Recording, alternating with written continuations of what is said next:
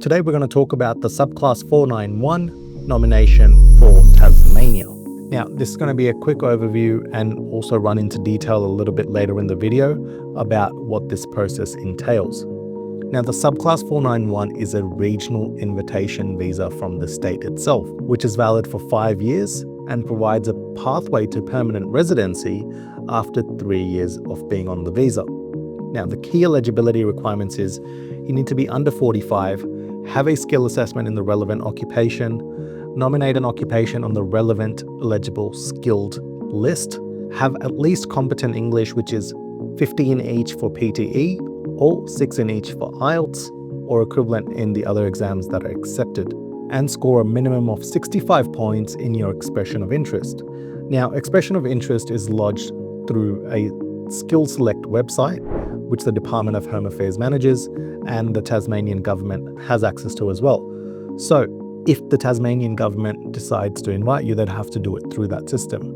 But you need to be nominated by Tasmania to earn the additional 15 points. Because this is the 491 visa and you select that you're open to the 491 visa and you're open to living in Tasmania, you must live in Tasmania for at least 2 years after receiving the nomination. Now, you need at least 3 years in regional area to transition to permanent residency. Now, Tasmanian nomination pathways, so there is actually 6 pathways. There's the skilled employment pathway, skilled graduate pathway, established resident pathway, business operator pathway, job offer pathway for overseas applicants, and OSOP, which is the overseas applicants pathway for invitation only. So, meeting the minimum criteria doesn't guarantee a nomination. There's a quota each year for the nominations. Any outstanding debts, Tasmanian government must be paid before applying, and there are priority attributes in all pathways. So we're going to run through these for each of the 6 different categories or streams within the Subclass 491. So let's talk about all the pathways in detail. First one being the Tasmanian Skilled Employment Pathway. This is for skill level 1, 2, or 3 occupations.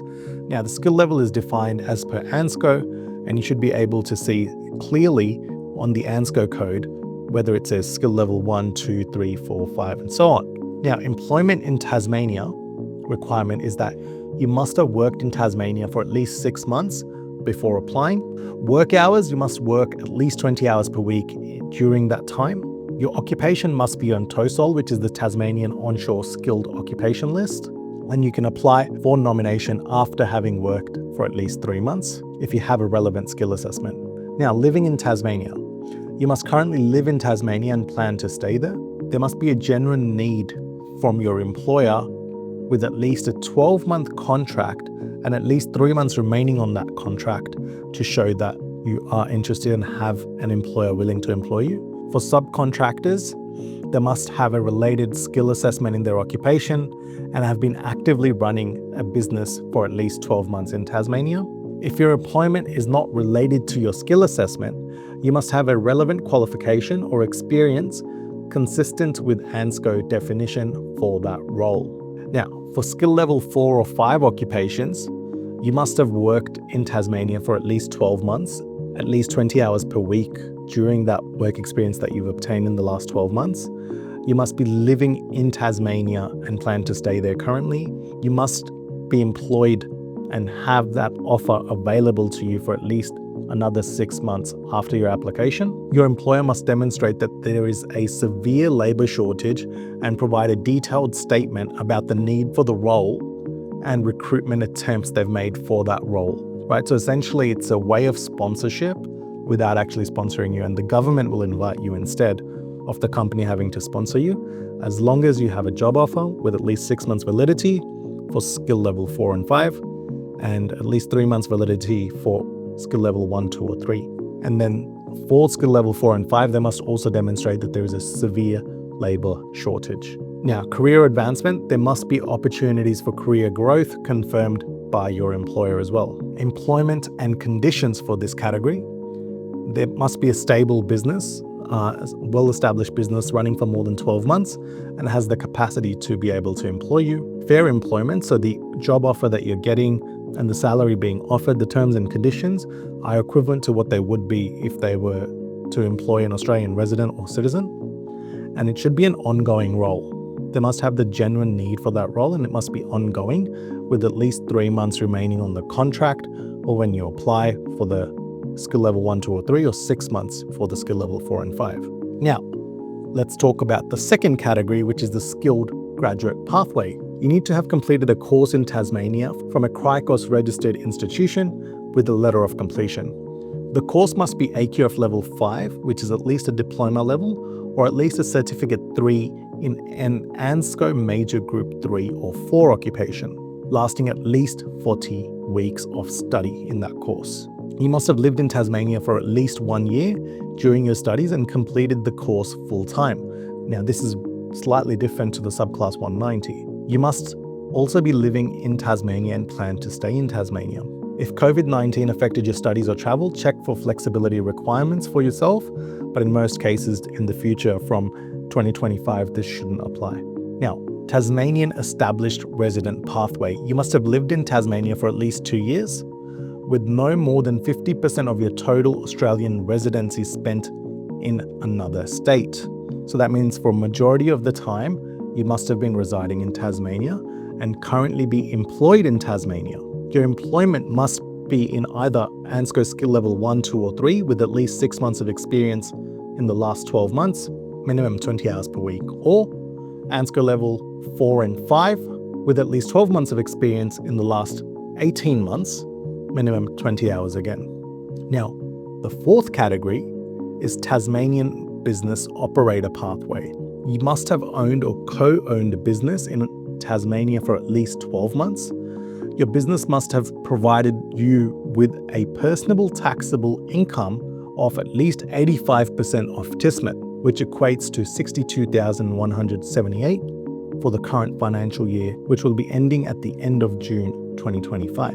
You must demonstrate an understanding of employee rights and responsibilities by completing key units from the Fair Work Ombudsman online learning course. If you own a massage therapy business, you must have related skill assessment and a health fund provider number.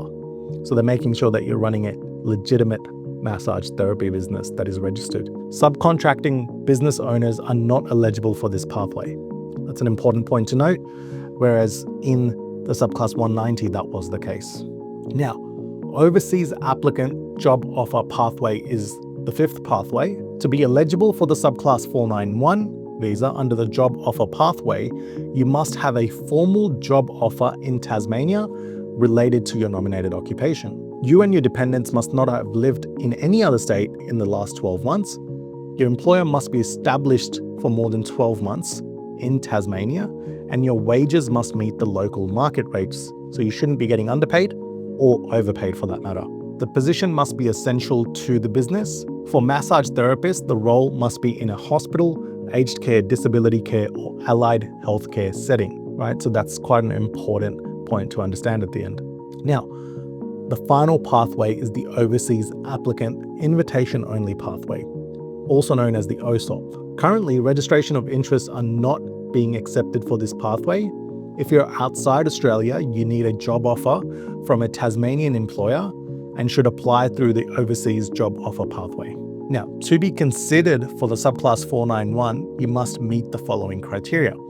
Be invited by Migration Tasmania via Skill Select.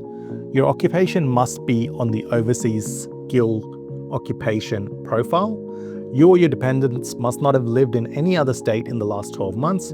You must have enough funds to support yourself for at least 6 months in Tasmania. If invited to apply for nomination, you must provide evidence of your research into the Tasmanian job market, including networking with employers, HR representatives, or recruitment agencies with responses from them.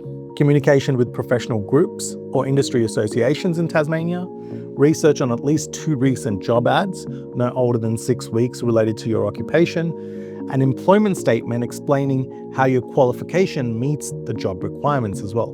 Now, these are 6 different pathways for subclass 491. It is quite long. Most people will be eligible for one of the first 2 or 3 pathways in most cases, If you're overseas, you may consider pathway 5 or 6 as well. If you have any questions, please let us know in the comments below. Don't forget to hit the like, subscribe, or follow button. And if you want more notifications on this, don't forget to hit the bell icon. Thanks for listening to us, and see you soon.